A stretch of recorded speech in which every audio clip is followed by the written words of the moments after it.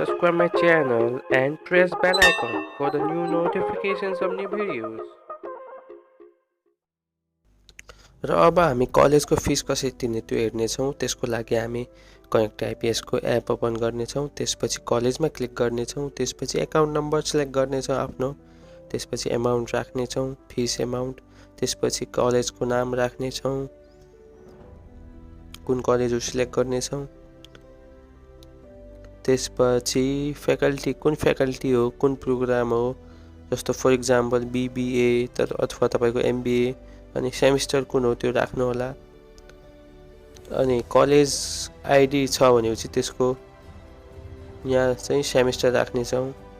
त्यसपछि college आइडीको serial number अथवा college ID number त्यो राख्नु होला। त्यसपछि आफ्नो नाम, फुल नाम, त्यसपछि नाम राख्नु होला, फुल नेम।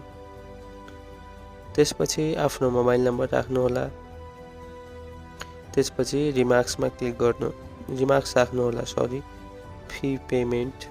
त्यसपछि ट्रान्सफरमा क्लिक गर्नु होला।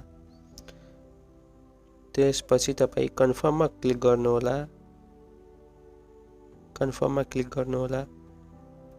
त्यसपछि ट्रान्जेक्सन पासवर्ड राखेर भेरिफाईमा क्लिक गर्नु होला र तपाईँको फिस तिरिनेछ।